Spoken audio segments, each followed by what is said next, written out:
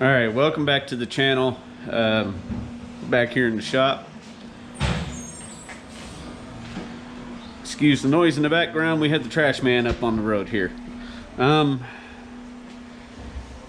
We are going to be working on the turbos for the RX7 today. These are Hitachi HT12s. I do have the rebuild kits.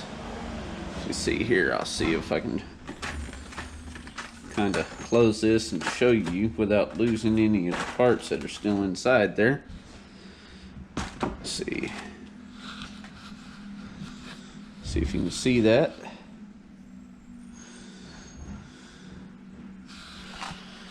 That's my rebuild kits that I have. So when you take the turbos apart, you want to mark everything. You want to mark your turbine wheels and all that stuff. Today I'm just going to rebuild the center sections, get the bearings in it. I'm not going to put the turbines back in. As you see, they are nasty still. I am going to still clean these up a little bit more. They still have a lot of carbon on them. Get those put back in and cleaned up. That way I can get that fixed up for you guys. Well, get that fixed up for my buddy here. His car had blown out a seal, and I can show you exactly what it looks like between the clean one and a dirty one. Here you can see this is actually a clean seal. That right there, that little silver ring, is what keeps the oil from blowing by. What we had, the problem was, see how dirty that one is right there? That seal had blown out and was letting oil by and go into the exhaust side of the compressor and allowing the oil to go into the exhaust side of the compressor. I actually have the ring that actually blew out right here. Well, that ain't it. Hang on, let me find it again. That's actually one of the Jesus clips. I had it here. There she is. This one here. You can see how much oil and stuff is built up on that. Now I've got it sitting on the table. But you can see how much oil and stuff is built up on that, and debris. That ring had blown out, had caused the exhaust side housing. I don't know how well you can see in there, but there is a lot of oil in these housings. That side especially. And I'm going to clean those out and get those fixed up. Brass. These were a little bit loose. These are the brass bearings that actually are like guides to guide these on there. And all they do is when it's in there, it's just on this, and it acts as a guide on the seal. It's just a bearing. So, and they go inside this housing. So I'm working on cleaning these housings up, and we're gonna go here, and I'm gonna kind of record while I put these, or at least put the seals and stuff in the housing. And yeah, I'll let you watch and maybe teach you a couple of things. So yeah, if not, you can see what it looks like. This is actually all the internals of the center section of the. Now these are bad. Unfortunately, when these come off, there's a bolt that holds it. The little nut that's on here actually twisted off and broke these two. These two are good. I'm actually using these two turbo sets on these two housings. These two I had to you mark them. You see I put a little yellow mark on there. I don't know how well you can see that. And there's a mark on this shaft, and that mark on the shaft says where it's balanced at. So as long as you mark everything, you shouldn't need to rebalance it. But it would be better to have it rebalanced just to make sure so it doesn't tear itself apart. So like I said, I'm gonna go ahead, start putting the new internals in, and if you want, you can continue watching this. If not, you can stop here. But if you like what you're seeing, continue, follow along, give me a thumbs up. Yeah, keep watching. Maybe you can learn a couple things.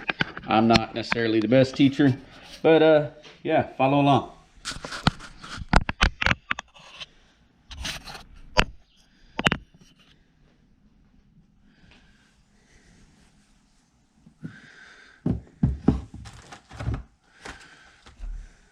That's the new one. That one's not out yet. That one is.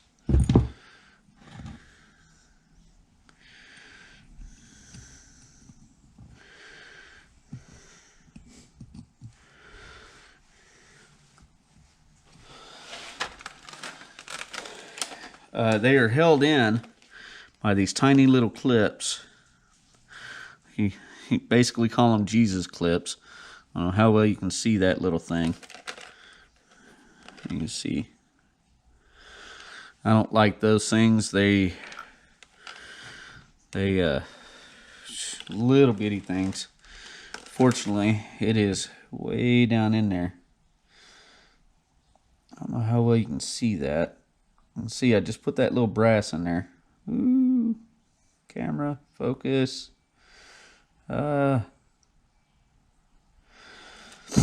It's hard to see in here. I don't have a whole lot of light sitting in this corner, but we're gonna try. We're gonna do the best we can. Thankfully, this company thinks about it. They send you brand new Jesus clips. So they're nice. They think about stuff like this. One of the easy ways to do this is you set it down in there and you have a little bitty screwdriver. If I can find where mine is, I have a couple of them. I'll just use the little one I've got right here. You can use a couple of little bitty screwdrivers, drive it down in there, get one edge started in the groove, and get the rest of it to go. Once one edge starts, usually you can push it down in. You don't need the snap ring pliers. You need to find the other little bitty screwdriver.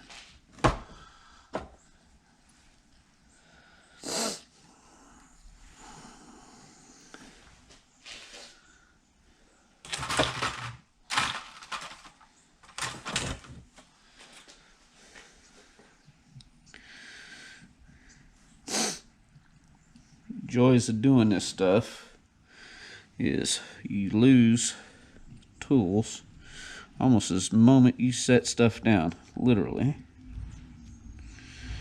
That's how things always work. Now, I'm probably only going to do this housing on the video because they're exactly the same, both sides.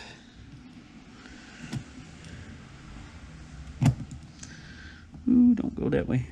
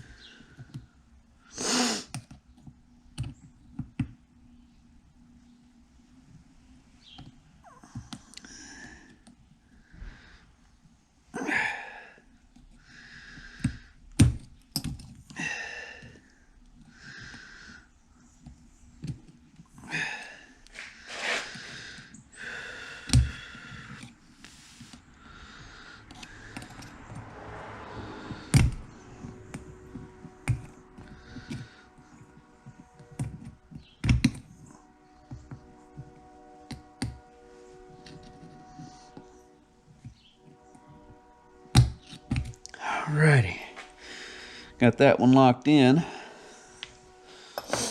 Press down, just takes a minute.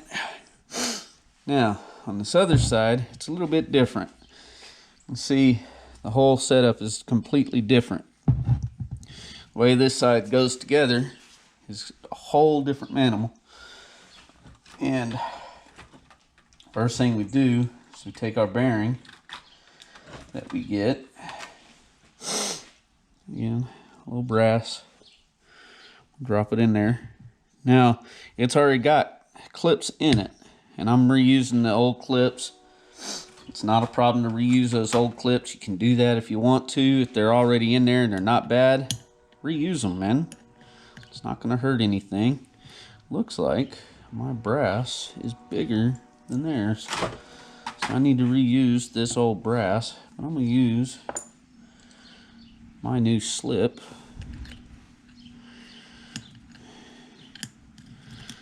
So there we go. Now my screws different. My screws are Torx. The new screws are Torx bits. So we get our Torx setup out.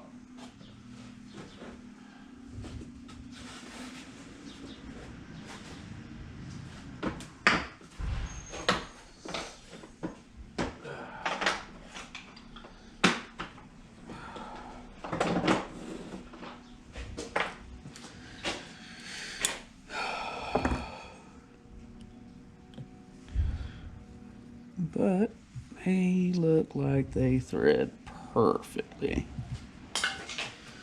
So we're gonna do it. We'll use our new screws just to make sure that we don't have any issues.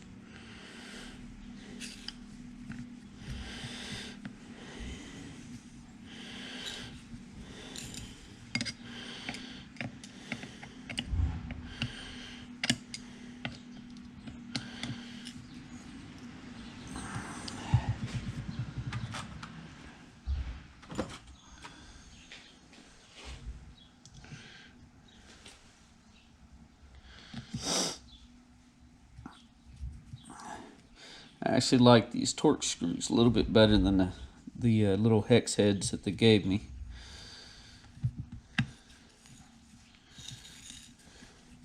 And these actually have kind of like a Loctite on them, so I know that they won't back out by accident. So I don't have to worry about that. Another reason why I'm only going to build this center housing is because another thing that I'm going to do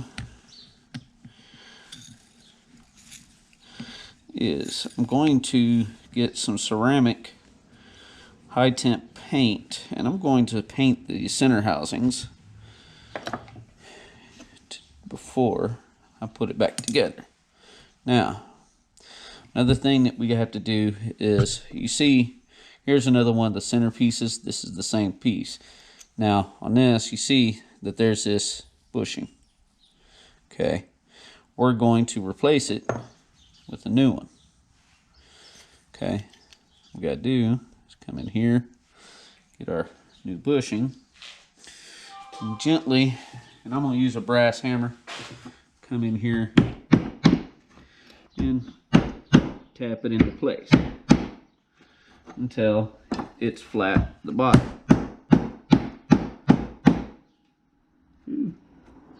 Got to be careful though, we don't damage the new one. So we get our new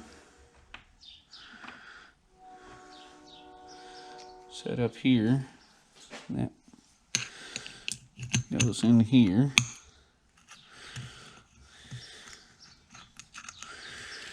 I remember right, that arrow goes to that right there. Then we use these flat screws. The reason we use the flat screws is because this is the side that has the turbine wheel. And the turbine wheel has to go up against this. I actually used a different screwdriver for this. It's this one, if I remember correctly.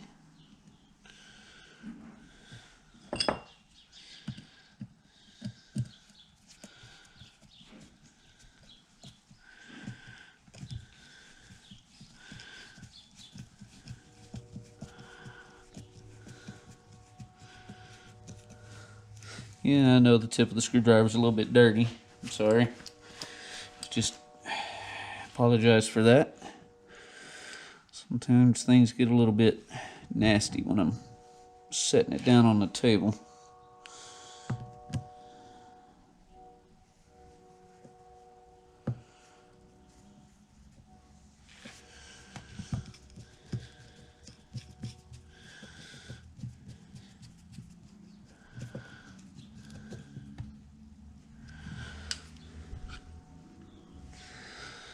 And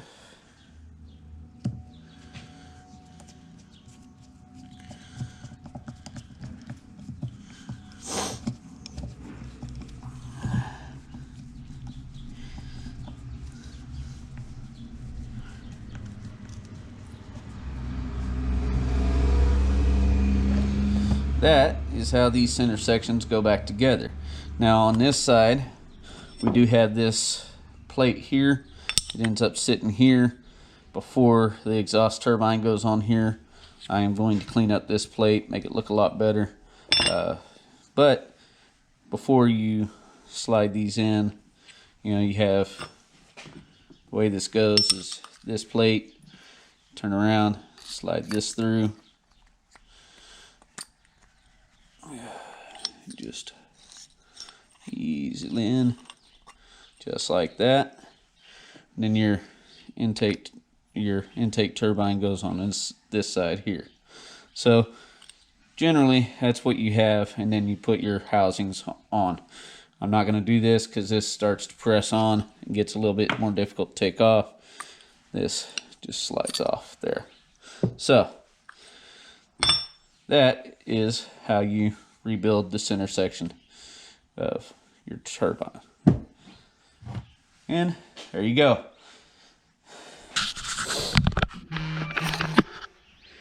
Yes, this video was a little bit long, but I wanted to show you how that goes. It's not extremely difficult, but a little bit of school there, kind of learning myself, but you know, it's not super difficult. Oh no, I did forget a piece, but it's an O-ring. I'll get it back in there. But like I said, it's not super difficult. It is rather easy, and I don't necessarily recommend doing it at home if you don't know what you're doing, if you don't have a whole lot of tools. So, but like I said, if you like what I'm doing and you want to see me do more, I had to finish up this RX-7. I have more work to do on it. I have more to do with the Subaru.